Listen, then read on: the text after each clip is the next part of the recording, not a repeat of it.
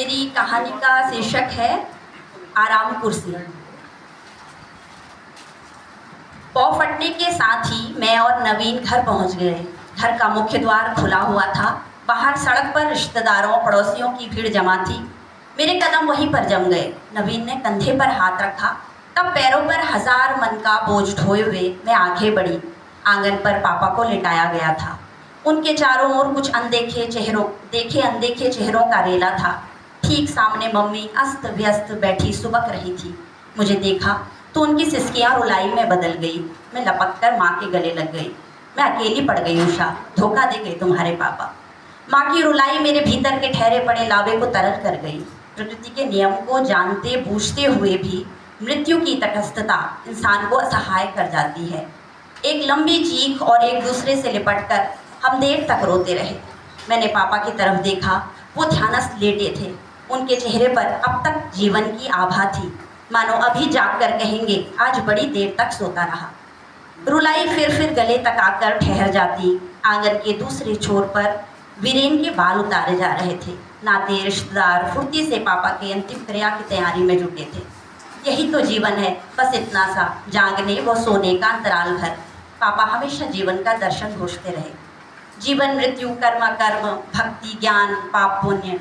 आंगन के उस तरफ बालकनी के बाएं किनारे पर गमले में गुलदावरी, सोनजूही व डहलिया के फूलों की कतार के मध्य पापा की आराम कुर्सी आज उदास पड़ी थी। टूटे फूटे कदम अनायास उस तरफ बढ़ गए।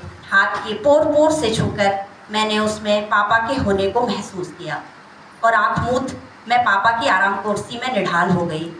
समय के इस टुकड़े के साथ आग बंद कर मैं वर्तमान से अलग हो जाना चाहती थी।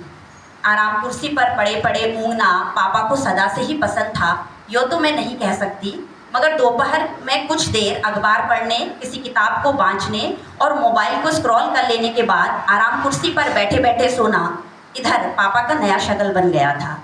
मैंने दोपहर के समय पापा को बिस्तर पर लेटे कभी नहीं देखा। भारी बीमारी में भी नहीं, बहुत थक जाते तब भी नहीं, किसी गंभीर बीमारी की वजह से जब उन्हें महीनों अस्पताल में रहना पड़ा तब भी दोपहर के वक्त यथासंभव वो उठकर बैठ जाते। पापा के शांत एकरस जीवन में से मम्मी जलतरंग सी गुजरती। कभी आंगन में बिस्तर डालती, कभी अचार दालों को धूप दिखाती और कभी पौधों को सहलाती। हर बात पर मम्मी की एक प्रतिक्रिया थी। उठने बैठने, सोने जागने, खाने पीने के लिए मम्मी के कुछ नियम थे। उनकी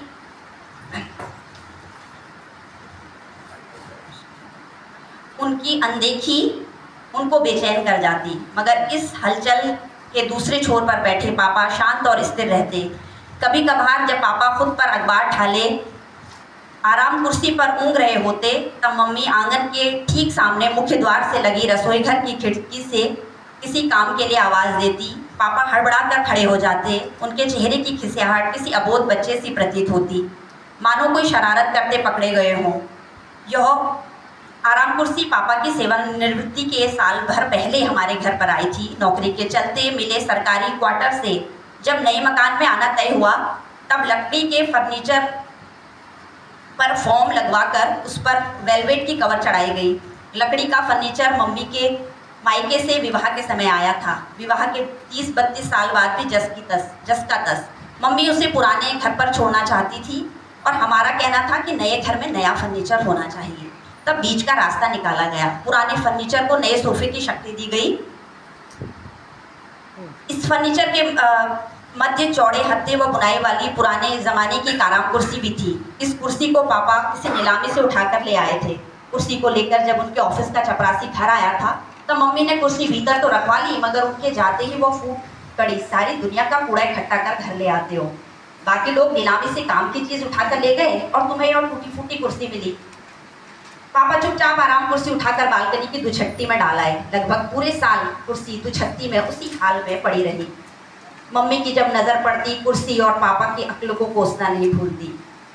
मगर जब नए घर का फर्नीचर रिपेयर हो रहा था तब एक दिन पापा ने दुछत्ती में से कुर्सी भीतरवा ली। कुर्सी पर नई और चुस्त बुनाई कराई गई। पूरी कुर्सी पर कत्थई रंग रोगन पापा ने अपने हाथों से की। सोफे की गद्दियों में से बचे फोम और कपड़े से आराम कुर्सी पर भी कवर चढ़ाई गई। इस प्रकार नए रूप रंग में इठलाती आराम कुर्सी को ससम्मान नए घर की बालकनी में सुसज्जित किया गया। हम सब देखकर हैरान थे। पापा ने साल भर पहले से सेवानिवृत्ति के बाद की योजना पुख्ता कर ली थी। वह जब भी उसमें बैठते उनके चेहरे पर आत्मविश्वास की एक अलग सी चमक दिखाई देती। कुर्सी के सदुपयोग व पापा की कारीगरी पर मम्मी भी मुक्त थी। आराम कुर्सी बालकनी के एक सुरक्षित और यथासंभव दर्शनीय स्थल पर रखी गई थी।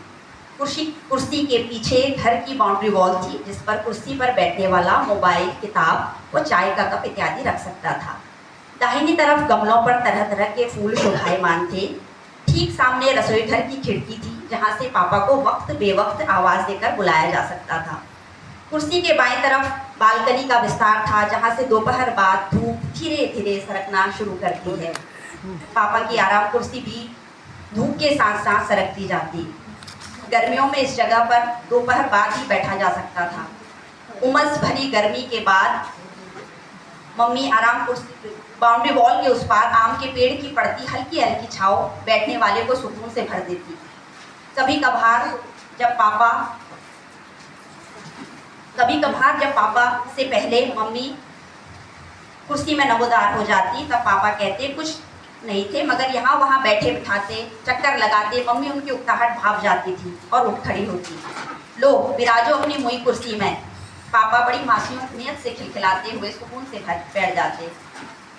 कुछ साल पहले जब उनकी गंभीर बीमारी को लेकर डॉक्टर के संशय ने हमें तोड़कर रख दिया था, तब इसी आराम कुर्सी में शांत चित्त बैठे पापा सब कुछ जानते हुए भी अनभिज्ञ बने रहे। उन दिनों मम्मी उनकी कुर्सी के पास मोड़ा डालकर घंटों बैठी रहती और उनकी हस्तरेखाएं पढ़ने लगती, मानो रेखाएं पढ़ने के बहाने उनकी सारी पीड़ाएं स्वयं में लेना चाहती हो। जीवन रेखा तो लंबी है तुम्हारी, पापा किसी बच्चे की फुर्ती से बोल पड़ते। तभी तो कहता हूँ मुझे कुछ नहीं होने वाला, तुम लोगों ने मुझे बीमार घोषित कर दिया है। जब बीमारी ने बदन पूरी तरह तोड़ दिया था, तब भी कुछ देर अनंत में निहारते आराम कुर्सी में जाकर निढाल हो जाते। 2 महीने बाद जब अस्पताल से लौटे, तब भी कुछ देर बालकनी में आराम कुर्सी पर विराजने का क्रम नहीं टूटा। कुछ बात तो है पापा इस कुर्सी में। एक बार कुछ देर आराम कुर्सी पर बैठने के बाद जब मैंने पापा से कहा, तो मानो उनकी इस किसी धारणा पर पक्की मोहर लग गई हो। बड़े चाव से बताने लगे, ये इस कुर्सी की सकारात्मक तरंगे हैं जो महसूस होती हैं उषा। यह कोई आम कुर्सी नहीं है। महान विचारक विवेकानंद जब हमारे शहर में बरसों पहले आए और आकर रुके थे, तब कौन जाने इसी कुर्सी पर बैठकर उन्होंने चिंतन मनन किया हो। यह कुर्सी उसी मकान से जहाँ वह ठहरे थे नीलामी के सामान में निकली थी और जीर्ण शीर्ण होने के कारण कबाड़ में जा रही थी। बस यही सोचकर इस पुरानी कुर्सी को मैं घर ले आया कि लेगेसी कबाड़ में नहीं जानी चाहिए। कौन जाने अपने प्रवास के दौरान विवेकानंद ने कुछ देर इसी आराम कुर्सी पर बैठकर चिंतन मनन किया हो। घर पर आने वाला हर व्यक्ति उस आराम कुर्सी के महत्व को जानता था और कुछ देर उस पर बैठकर उसका आनंद भी ले चुका था। इसी आराम कुर्सी पर बैठकर उन्होंने हमें अपने बचपन के लंबे लंबे किस्से सुनाए। यहीं पर हमारी नाउम्मीदियों पर हमारा मनोबल बढ़ाया। उनके लिए भी आत्मचिंतन मनन मंथन का स्रोत रही हो आराम कुर्सी। उषा तुम ऐसे सुन्न पड़ जाओगी तो कैसे चलेगा, माँ को कौन संभालेगा। नवीन झकझोर कर मुझे उठा रहा था। मेरे अंदर एक शून्य पसर गया था, एकदम शून्य। मेरे कान सुन रहे थे, शरीर चल फिर रहा था, मगर चेतना के भीतर कुछ था जो चटक गया था। मैं जैसे तैसे उठ खड़ी हुई, माँ को संभाला, सारी रस्में हुई, पापा को अंतिम विदाई दी गई। बालकनी की ओर से पापा की आराम कुर्सी भी किंग कर्तव्य विमूढ़ खड़ी उनको अपनी अंतिम विदाई दे रही थी। पापा के जाने के बाद जब तक मम्मी रही, आराम कुर्सी को वहाँ से हटने नहीं दिया। बाद के दिनों में तो पापा की तरह माँ भी उस पर एकनिष्ठ घंटों बैठी रहती।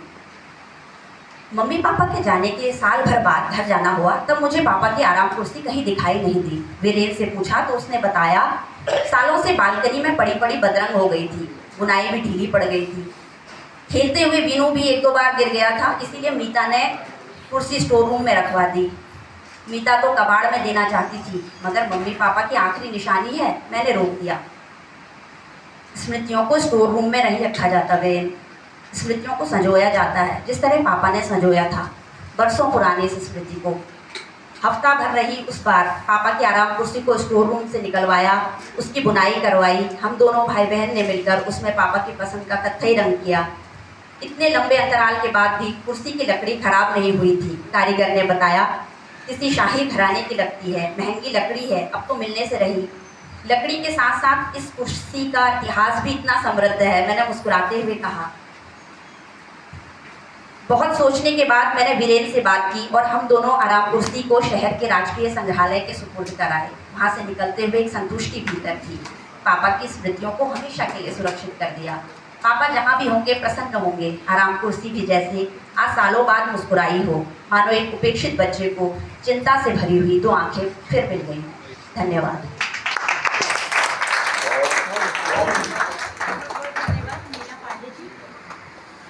बहुत अच्छी। हेलो जी, आपकी कहानी पर प्रतिक्रिया